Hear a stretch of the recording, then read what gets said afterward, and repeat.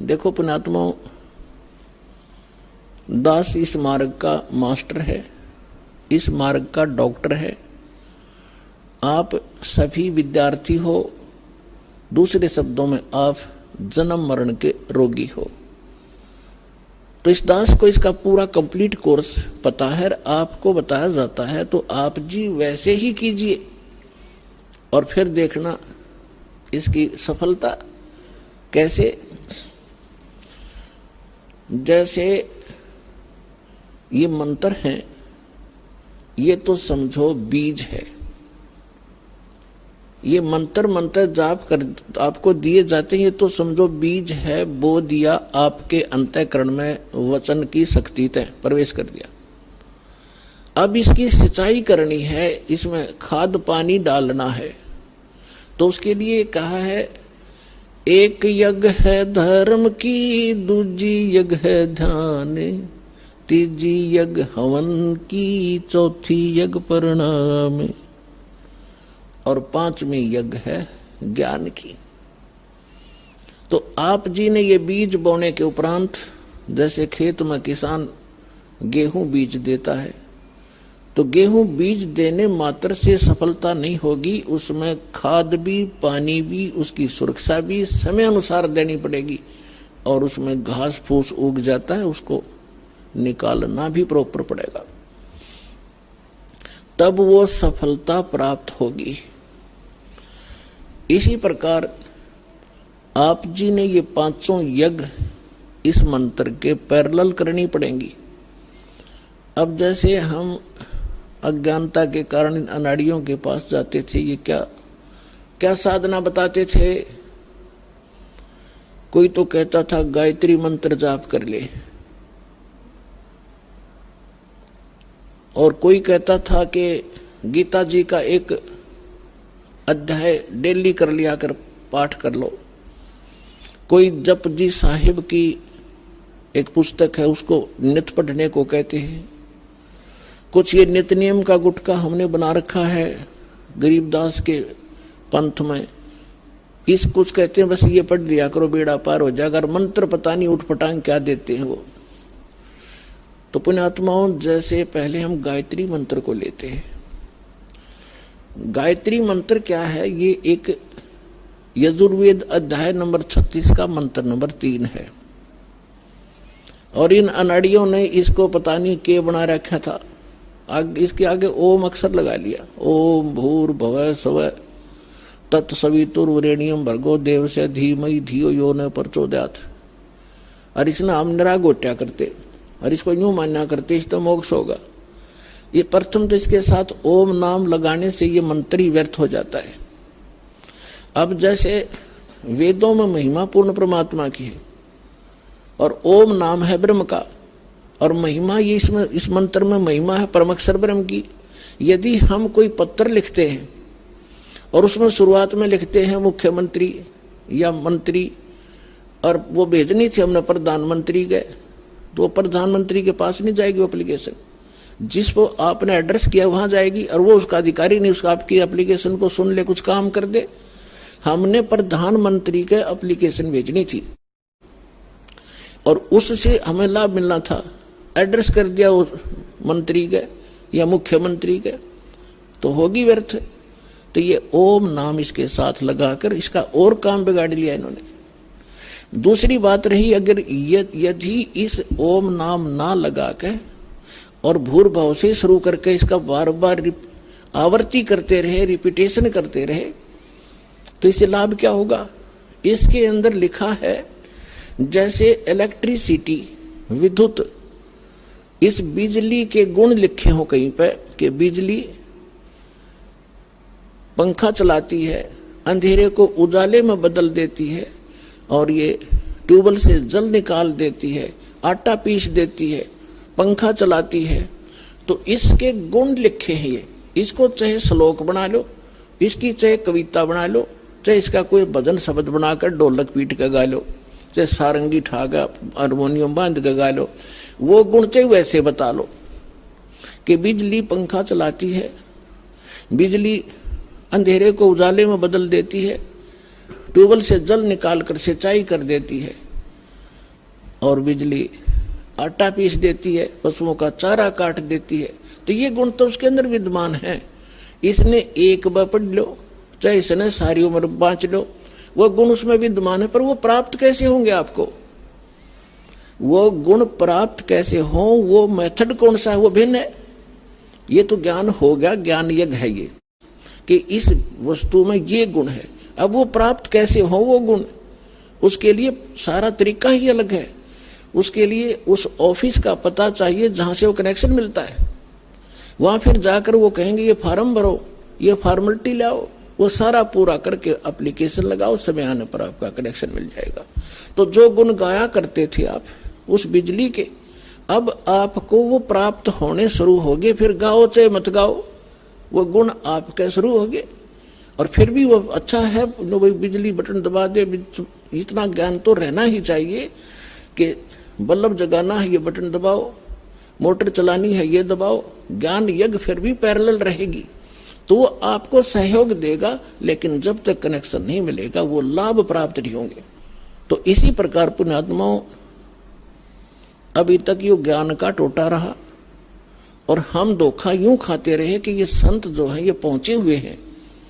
बताइए, इन सतपाल जी महाराज और ये बाल योगेश्वर जैसे, इन्हें कक्का नहीं पता भक्ति मार्ग का, ये आसाराम जैसे, और करोड़ों को डुबो के और ये अपना जीवन नाश करके चले जाएंगे। अब ये परमात्मा कहते हैं गुरुआ गाम बिगाड़े संतो गुरुआ गाम बिगाड़े, ऐसे कर्म जीव कला दिए ईव जड़े ना जाड़े। ऐसे उलझा दिया, न समझाओ तो उल्टे पड़े, नो कहा भाई वह निंदा करता रामपाल तो। अरे भले आदमियों, इसे बड़े बड़े माइक लाकर टेलीविजन पर मैंने निंदा करने टाइम पाया। ऐसा मूर्ख हूं मैं कि मैं निंदा करूं, अपने कर्म बिगाड़ू। परमात्मा कहते हैं तिनका कबू ना नींदिए, जो पाया तले हो और कभी उड़ आखंड पड़े पीर घड़ेरी हो।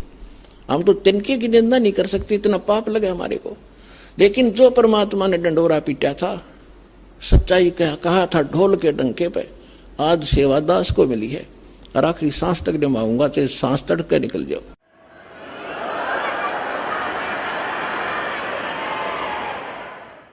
अब इसको कोई निंदा समझता है तो उसने भांग पी रखी है या कति अनजान आदमी है।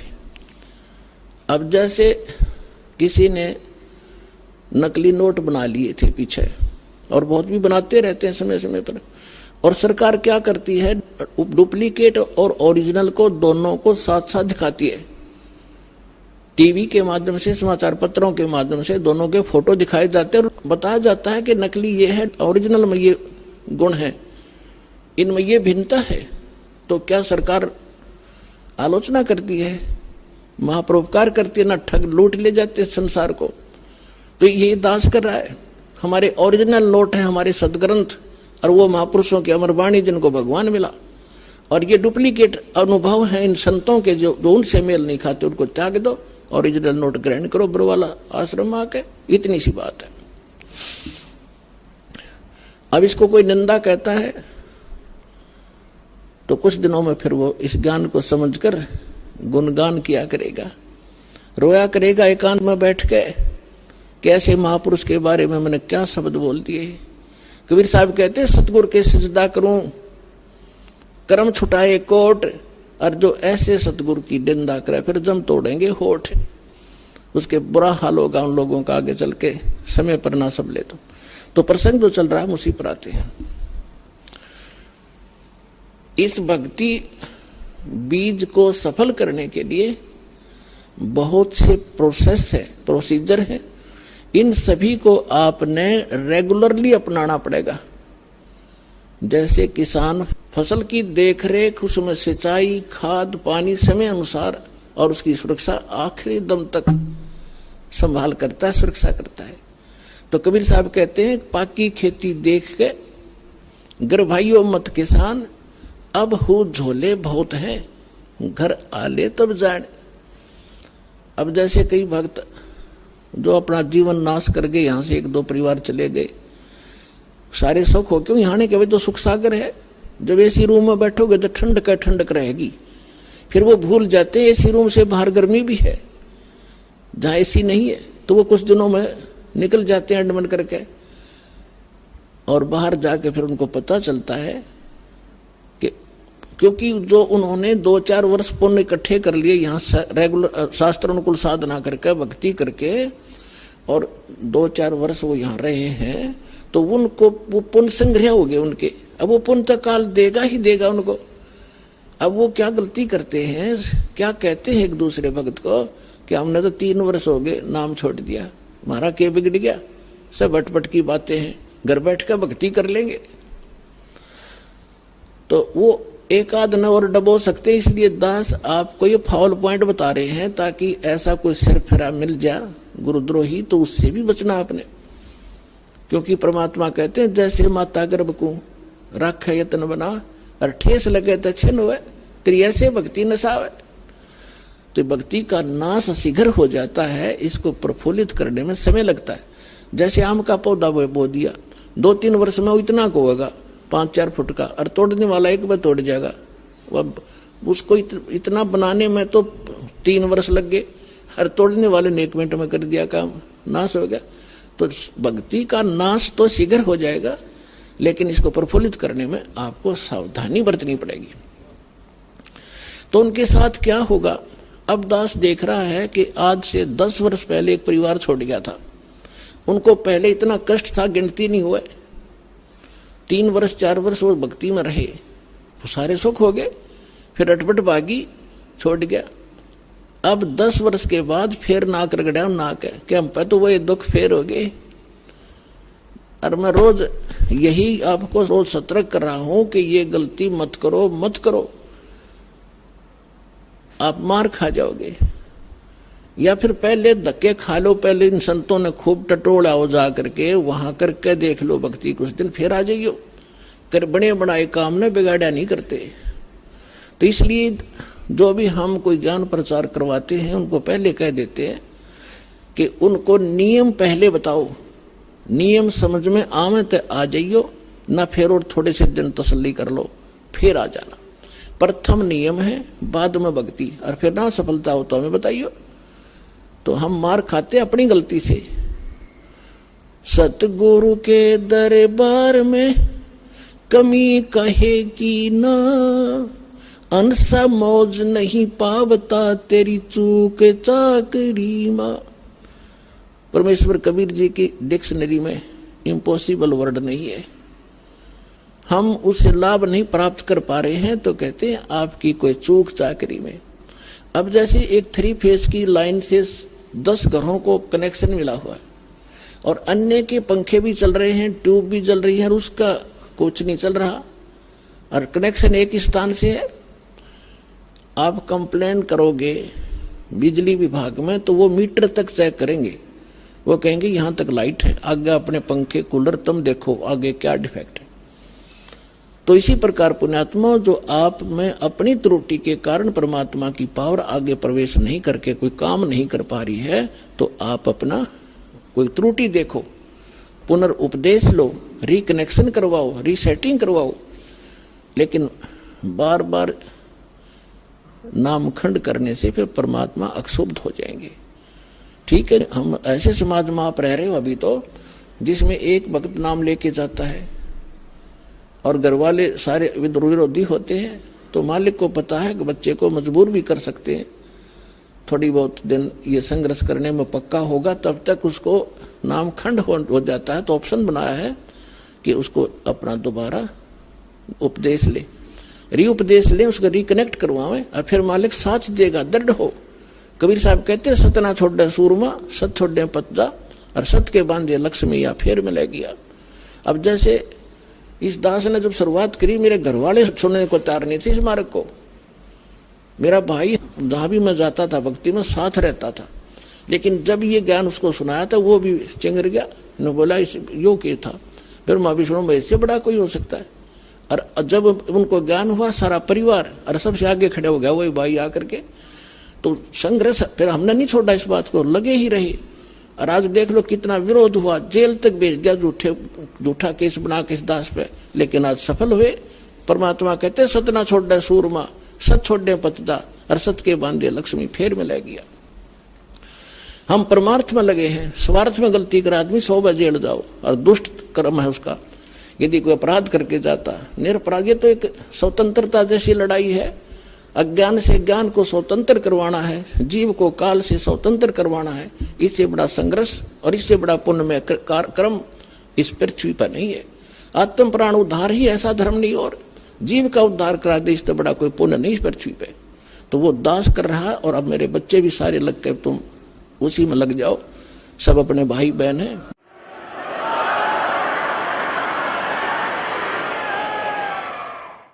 सबको सुख होगा, सभी दुखी हैं, सबको भगवान की चाह है, लेकिन ये काल के 2-3 घेरे बैठे हैं।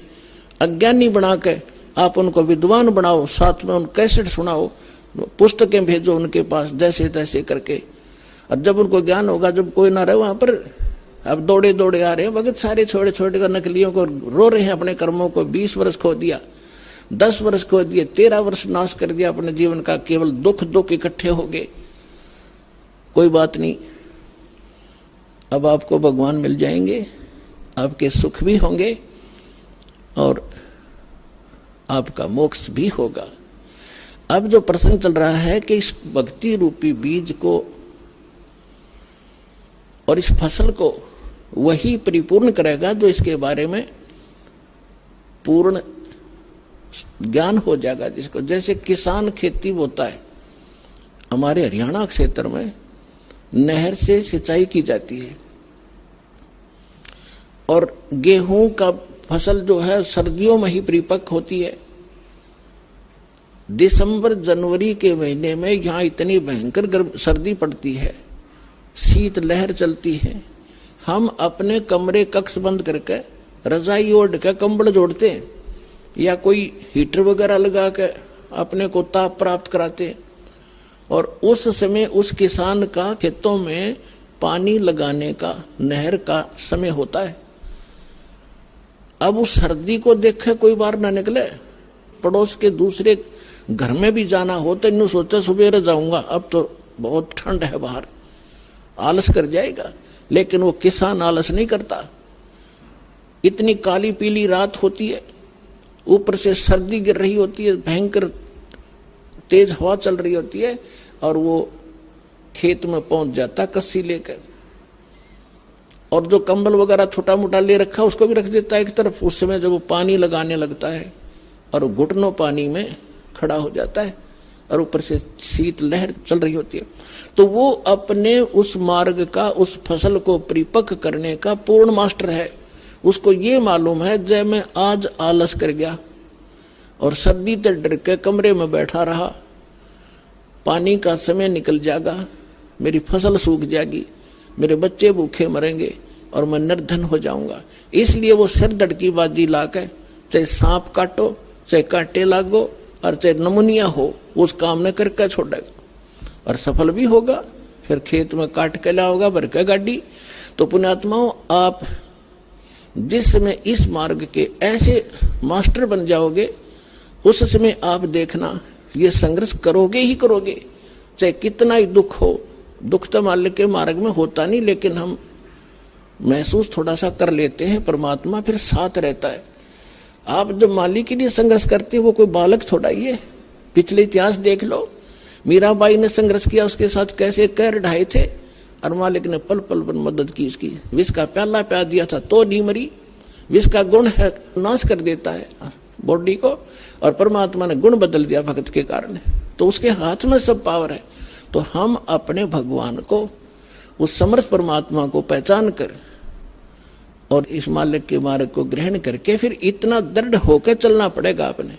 फिर सफलता देखियो, फिर इसका फल देखना, यहां भी सुख होगे और सतलोक में जाओगे सीधे जहाज में बैठ के। ये गारंटी देता है दास आपको।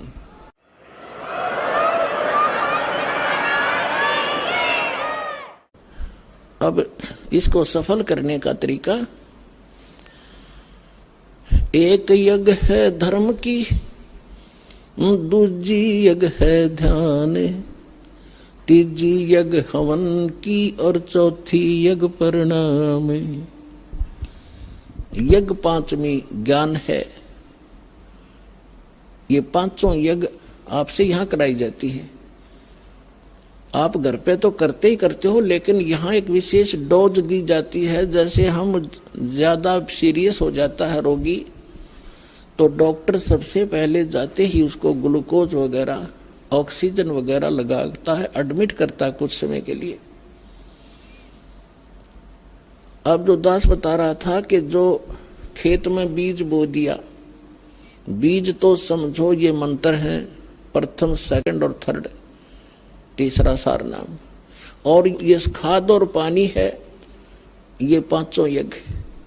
तो बुद्धिमान को संकेत बतेरा होता है कि किसान को मालूम है बीज बोंड देने तो काम नहीं चलेगा, उसमें खाद भी डालना पड़ेगा। यदि आपके पास पैसा नहीं है ना किसान के पास, तो किसी तो उधारे लेगा या कितना ब्याज पे लेगा और उस खेत में खाद पानी प्रॉपर डालेगा। उसको मालूम है कि फ्री फल गया तो आप पे कर्ज उतर जाएगा। तो इसी तरह आप जी ने इस भक्ति रूपी फसल को परिपक्व करने के लिए ये करना पड़ेगा दान धर्म। एक यज्ञ है धर्म की। अब धर्म जैसे आप यहाँ आते हो, यहाँ कोई रोटी खाने नहीं आता कोई, या परमात्मा के लिए आते हैं, अपने संकट के निवारण के लिए आते हैं, अपनी आत्मा के कल्याण के लिए आते हैं।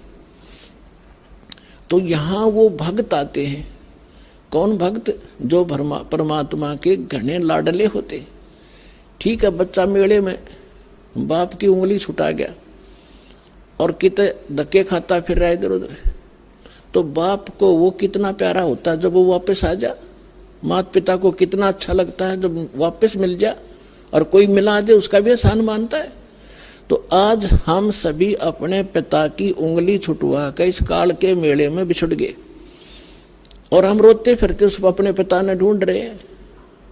वो पिता जब तक नहीं मिलेगा हमें संतोष नहीं हो सकता। चाहे दूसरे छोटा मोटा राहत में देकर रोना बंद करवा भी दियो, लेकिन वो माता पिता की कसक न्यारी रहे, तो वह आज तक है हमारे। तो इस प्रकार जब आप यहाँ जो आ रहे हो, वो बिछड़े हुए हो उस परम पिता के, जो 600 वर्ष पहले आया था। उस समय आप उंगली छुटाए गए थे और अब तक भटक रहे उसको ढूंढते हुए। अब दया करी है दास के ऊपर, पहचान बताई है कि अपना पिता ये है, ये लक्षण है उसके। आप इस काल को पिता समझ रहे हो तो स्वार्थी है। तुम्हें होटल पे नौकर रखा हुआ है 2 रोटी के लिए, ये तुम्हारा पिता नहीं है, सुखी नहीं दे सकता होटल का मालिक अगर वहां कोई नौकर है। तो आप इस होटल के मालिक के नौकर हो, 2 रोटी के लिए मूर्ख बना रखा है तुम्हारे को, अपने स्वार्थ सिद्धि के लिए। तो अब ये ज्ञान आपको कराया गया है कि ये है आपका पिता, ये देगा आपको सारा सुख, आपकी संपत्ति का हिस्सा देगा, ठाठ से रहोगे, धनी है ये। आप एक कंगाल के नौकर थे इस काल के। तो अब जितने भी भक्त आत्मा यहाँ आ रहे हैं, और जो इनको माध्यम बनता है अपने पिता का घर बताने के लिए, उसका भी एहसान परमात्मा उसको भी इतना ही क्रेडिट देता है। अब यहां तक बताया है परमेश्वर ने अपनी वाणी में कि एक जीव को उस काल के खेमे तय, काल के ग्रुप से निकाल कर और परमात्मा से जोड़ देगा, बता देगा रास्ता ठीक। उसको इतना पुण्य होगा जैसे करोड़ गायें हत्थे में कटती हुई बचा दी हो, इतना पुण्य मिलेगा उस प्राणी को जो यहाँ तक का रास्ता बता देता है। और यहाँ आ जाता उसका तो कहना है कि कितना फल मिलेगा। अब जैसे एक प्राणी यहाँ ना आता, फिर अगले जन्म में गधा बनेगा, कुत्ता बनेगा, बकरा बनेगा, मुर्गा बनेगा, तेरा कितनी दुर्गति होगी। और उसका वो कहर टलवा दिया उस प्यारी आत्मा ने, समझदार ने, और अपने पिता के घर छोड़ दिया। अब उसके वो सारे कहर टल गए और उसको क्रेडिट मिला। एक धनी का बेटा खोजा, बताने वाले को भी नाम दे देता है लाखों रुपए, ले भाई बेटी खोजा, गुम हो जाती है, बताने वाले को भी लाखों रुपए नाम देता है। तो ये क्रेडिट भगवान का इंटरनल है, बाहर दिखाई नहीं देता। परमात्मा के एक एक वचन पर विश्वास कीजिए और इस धर्म के मार्ग को आगे बढ़ाइए। अब यहाँ जो पुण्यात्मा आते हैं, परमात्मा के बच्चे आते हैं, विशेष प्यारे आत्माएं आती हैं, वैसे तो नहीं आते। बाकी और लोग गालियां देते हैं, वो ऐसा है, लूटता है, फलान करता है, या तो यहाँ आने वाले को पता चलता हम लूटते हैं, क्या करते हैं। दास तो एक कुर्ता पजामा भगत वैसे ही दे देते हैं भिखारी को, या कोई पैंट कमीज, इससे अतिरिक्त कुछ नहीं मेरे पास। जो भी आता है सारा भगवान के बच्चों के लिए, सारी व्यवस्था में, खाने में, मैटों के लिए, पंखों के लिए, सारी व्यवस्था आपके लिए। एक पैसा परमात्मा का एज इट इज यूज होता है और इसलिए आप फल रहे हो। अगर इसमें से एक नया पैसा भी खराब कर दिया जाए, मालिक साथ नहीं देगा आपको भी। इसके लिए थोड़ा सा एक कथा सुनाता हूं। एक नरसिंह नाम के भगत थे। पहले वो सेठ थे, माया में अंधे हो गए थे। परमात्मा ने रजा बख्शी उसके ऊपर, उसकी आंखें खोली। कोई पुत्र नहीं था, एक बेटी थी, उसका ब्याह कर दिया था। और संपत्ति इतनी थी, 56 करोड़ संपत्ति उसके पास थी। 56 करोड़ उस समय, आज तो मेरा ख्याल अरबों खरबों होगी वो। और कोई वारिस नहीं, और फिर भी इतना कंजूस। परमात्मा ने दया करी, उसके साथ एक लीला की, वो लंबी कहानी है, लेकिन जो विषय आज है उस पर उतना ही सुनाऊंगा। उसको ऐसा झटका दिया कि उसके समझ में आ गई कि अब माया मेरी दुश्मन है। और माया इकट्ठी वैसे नहीं होती पुण्यात्मा हूं, अटपट करके जीव मनुष्य इकट्ठा करता है। उसको मालूम था ब्याज ले लेकर पता नहीं दुनिया को कितना धोखा दे के 2 के 20 बना के, अनपढ़ आदमी थे, ले गया 100 रुपये लिख दिए, 1000 पिता पर उतरे नहीं, तब बेटे ने उतारने पड़े हुए। इस तरह वो करोड़ों संपत्ति बनाए बैठा था। परमात्मा ने उसको आंखें खोली, ज्ञान दिया, एक झटका दिया। उसने सारी भंडारा में लगा दी, दान कर दी सारी, और एक जंगल में झोपड़ी डाल कर बैठ गए, पति पत्नी दोनों। परमात्मा ने ऐसा ज्ञान दिया, भजन कर माला फेर, इस माया के कुछ पट रहा है, कल तेरी मृत्यु हो जाएगी, तेरे ये वारिस है चाचे तवा के, ये बरतेंगे, तू गधा बनेगा, क्या फायदा इसका। तो कहने का भाव है, उसका बात समझ में आ गई, सारे भंडारा करके और मालिक पे आश्रित होकर बैठ गया। अपने आत्मा हमारा इतना दिल कमजोर हो चुका है कि हम वहां तक बुद्धि उठती नहीं ना, दिल डटता कि हम भगवान पर इतना विश्वास कर सके। जैसे कहते हैं कि तुलसी बेरुआ बाग में, तुलसी बेरुआ बाग में शीतत भी मुरझावे, राम भरोसे जो रहे वो पर्वत पर लहरावे। बगीचे के अंदर बूटा लगा दिया, पौधा लगा दिया, सिंचाई करते करते खत्म हो जाता है, मुरझा जाता है। राम भरोसे पर्वत के ऊपर कोई संभालने वाला नहीं, कोई सिंचाई करनिया नहीं। कहते राम भरोसे जो रहे पर्वत पर लहरावे। तो हमारा इतनी बुद्धि उठती नहीं, लेकिन इसको उठाने का ये प्रोसीजर है। एक दिन ऐसी दृढ़ता होगी आपके अंदर, सर्वनाश होता दिखा आपने, आप दृढ़ रहना भगवान के ऊपर, फिर देखना ऐसा बादल टल जाएगा, दुख का कोई सोच भी नहीं सकते आप।